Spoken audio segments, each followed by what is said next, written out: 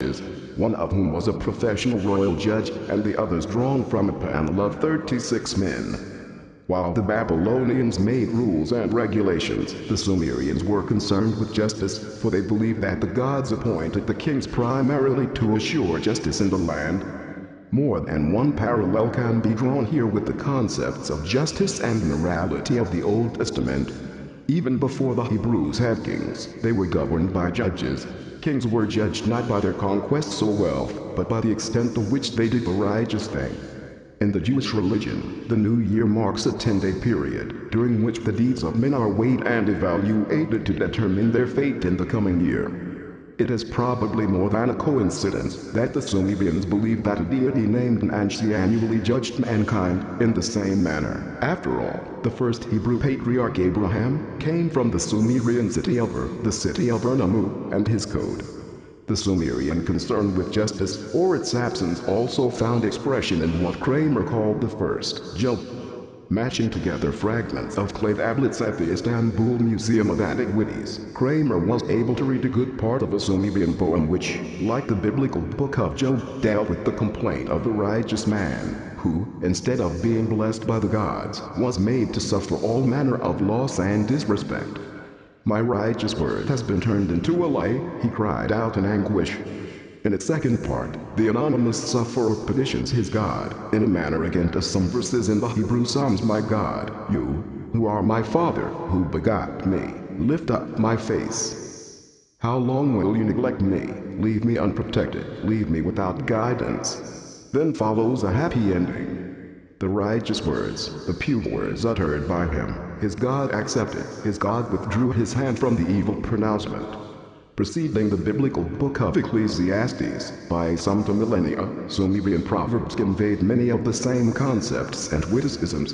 If we are doomed to die, let us spend. If we shall live long, let us save. When a poor man dies, do not try to revive him. He who possesses much silver may be happy. He who possesses much barley may be happy, but who has nothing at all can't sleep. Man for his pleasure marriage, on his thinking it over divorce. It is not the heart which leads to enmity, it is the tongue which leads to enmity. In a city without watchdogs, the fox is the overseer. The material and spiritual achievements of the Sumerian civilization were also accompanied by an extensive development of the performing arts. A team of scholars from the University of California at Berkeley made news in March 1974 when they announced that they had deciphered the world's oldest song.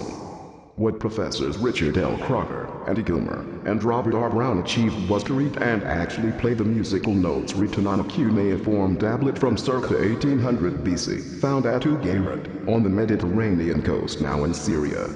We always knew, the Berkeley team explained, that here was music in the earlier Assyrio-Babylonian civilization, but until this deciphering we did not know that it had the same heptatonic diatonic scale that is characteristic of contemporary Western music, and of Greek music of the first millennium BC. Until now it was thought that Western music originated in Greece. Now it has been established that our music, as so much else of Western civilization, originated in Mesopotamia. This should not be surprising, for the Greek scholar Philo had already stated that the Mesopotamians were known to seek worldwide harmony and unison through the musical tones. There can be no doubt that music and song must also be claimed as a Sumerian first. Indeed, Professor Crocker could play the ancient tune only by constructing a lyre, like those which had been found in the ruins of Ur. Texts from the 2nd millennium BC indicate the existence of musical key numbers and a coherent musical theory, and Professor Gilmer herself wrote earlier the strings of musical instruments, their names, numbers, and significance, that many Sumerian hymnal texts had what appeared to be musical notations in the margins. The Sumerians and their successors had a full musical life, she concluded. No wonder, then, that we find a great variety of musical instruments, as well as of singers and dancers performing, depicted on cylinder seals and clay tablets. Like so many other Sumerian achievements, music and song also originated in the temples. But, beginning in the service of the gods, these performing arts were also prevalent outside the temples. Employing the favorite Sumerian play on words, a popular saying commented on the feast charged by singers, a singer whose voice is not sweet is a poor singer indeed. Many Sumerian love songs have been found. They were undoubtedly sung to musical accompaniment. Most touching, however, is a lullaby that a mother composed and sang to her sick child. Come sleep, come sleep, come to my son.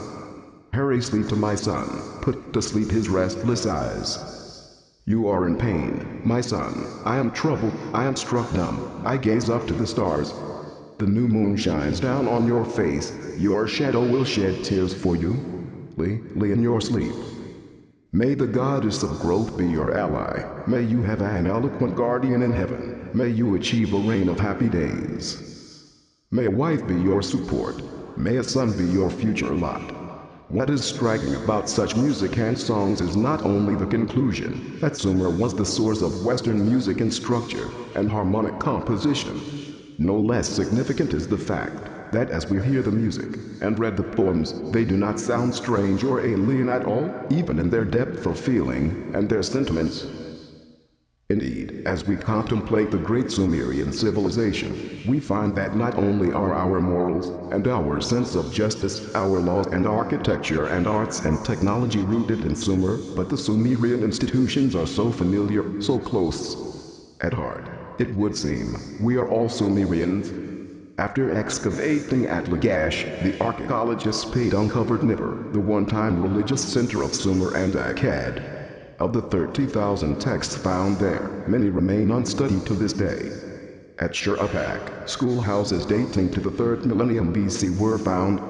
At Ur, scholars found magnificent vases, jewelry, weapons, chariots, helmets made of gold, silver, copper, and bronze, the remains of a weaving factory, court records, and a tower in Ziggurat, whose ruins still dominate the landscape. At Asnun and Adab, the archaeologists found temples and artful statues from pre-Sargonic times. Umma produced inscriptions speaking of early empires. At Gish, monumental buildings and the Ziggurat from at least 3000 BC were unearthed. Uruk-Harak took the archaeologists back into the 4th millennium BC. There they found the first colored pottery baked in a kiln and evidence of the first use of a potter's wheel. A pavement of limestone blocks is the oldest stone construction found to date. At Uruk, the archaeologists also found the first ziggurat, a vast man-made mound, on top of which stood a white temple and a red temple. The world's first inscribed texts were also found there, as well as the first cylinder seals. Of the latter, Jack Finnegan Light, from the ancient past said, the excellence of the seals upon their first appearance in the Uruk period is amazing. Other sites of the Uruk period bear evidence of the emergence of the Metal Age.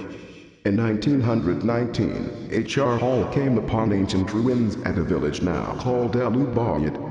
The site gave its name to what scholars now consider the first phase of the Great Sumerian civilization. Sumerian cities of that period, ranging from northern Mesopotamia to the southern Zagros foothills, produced the first use of clay bricks, plastered walls, mosaic decorations, cemeteries with brick-lined graves, painted and decorated ceramic wares with geometric designs, copper mirrors, beads of imported turquoise, paint for eyelids, copper-headed tomahawks, cloth, houses, and, above all, monumental temple buildings. Farther south, the archaeologists found Eridu, the first Sumerian city, according to ancient texts. As the excavators dug deeper, they came upon a temple dedicated to Enki, Sumer's god of knowledge, which appeared to have been built and rebuilt many times over. The strata clearly led the scholars back to the beginnings of Sumerian civilization: 2500 BC, 2800 BC, 3000 BC, 3500 BC. Then this page came upon the foundations of the first temple dedicated to Enki. Below that, there was virgin soil. Nothing had been built before. The time was circa 3800 BC. That is when civilization began. It was not only the first civilization in the true sense of the term. It was a most extensive civilization, all-encompassing, in many ways more advanced than the other ancient cultures that had followed it. It was undoubtedly the civilization on which our own is based. Having begun to use stones as tools some 2 million years earlier, man achieved this unprecedented civilization in Sumer circa 3800 BC, and the perplexing fact about this is that to this very day the scholars have no inkling who the Sumerians